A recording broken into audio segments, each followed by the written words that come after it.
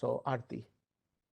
Thank you. Thank you so much, Mr. Mishra, and thank you for inviting me. And good evening to Honorable Secretary, other esteemed speakers, as well as everyone who's attending this webinar.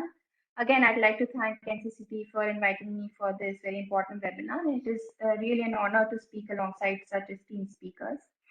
So I'll keep it short, and I'll speak briefly about UNDP's work on women's economic empowerment and the key priority areas we have identified with respect to our work on collectivization and sustainability. So UNDP globally has a focus on leaving no one behind, and gender equality and women's economic empowerment are integral to this concept. Our work on women's economic empowerment in the global south focuses on capacity building of women and thereby enabling them to access economic opportunities. In India, in particular, these interventions are very, very important given the very low and declining participation of women in the workforce. And in India, UNDP works together with the government, the private sector, as well as with civil society to test innovative approaches to support women's economic empowerment.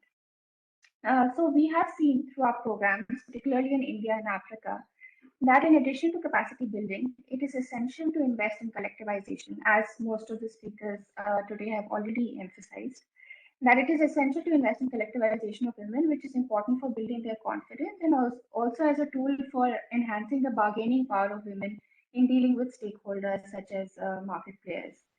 While women producer organizations are now gaining traction in India, particularly women-owned farmer producer organizations, thanks to enabling policies of the government of India, the challenge is in managing such organizations effectively so that they are able to compete in the market and are sustainable. So here, I would like to highlight three important factors which we have realized through our work. And most of these factors actually have already been spoken about in this webinar, but I'll go through them again. So the first thing that we have realized through our work is that capacity building of elected officers and leaders of producer organizations is very critical, as most of you have already said. So this is a best practice which has also been witnessed in many countries. I'll take an example of Senegal, where training of producer organization members on inventory management and quality assurance using technology has greatly advanced and enhanced their competitiveness and efficiency. Even in UNDP India, we have seen through our work that our capacity building programs focus on leadership development, on provision of life skills or soft skills as we call them, and entrepreneurship skills. And all of our capacity building programs in parallel focus on financial literacy as well as digital literacy. We also have developed in-house curriculum for all of these various capacity building programs, and which are available in regional languages and can be easily replicated across the country. The second point is that in addition to capacity building, handholding and mentoring of women is essential so that they receive support to overcome the various challenges that they have to face. Here we have seen that the creation of local community mentors who have social capital and with whom women can identify with has come out to be a tried and tested solution for this, and one that greatly accelerates the process of women's economic empowerment. So we have seen through our program that these mentors, in addition to providing services to women, such as access to finance, such as access to markets, access to government schemes, access to various other kinds of business development services, there is another very critical input that these mentors are able to give, which is psychosocial support.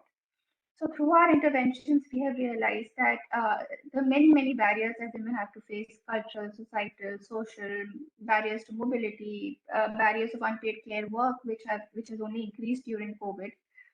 To overcome all of this and to actually enter the workforce, to set up an enterprise, to be a part of a collective, psychosocial support becomes really important. And it is often seen as a critical factor in our programs to enable women to go through their process of becoming financially independent. And moving on to the third factor, which is an extension of the second point where I was talking about community mentors, is that the creation of specialized managers for producer organizations. So UNDP's work during the last 5 years on value chain development has focused on the creation of an entrepreneurial ecosystem which promotes women-owned farmer and artisan enterprises.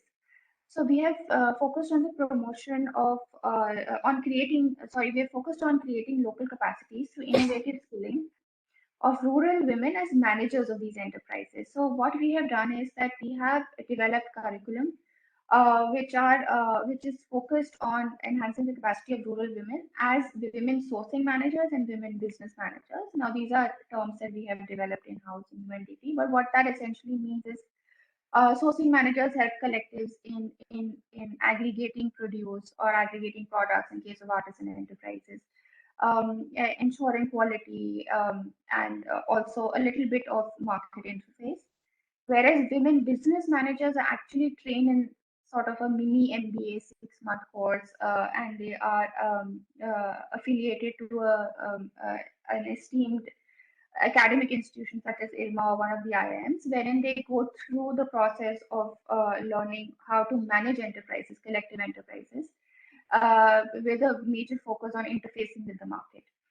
So we have done these interventions on the ground, and we have seen that through this innovative skilling and through these job roles, we have been able to bridge the gender gap between collective enterprises and the market to a certain extent.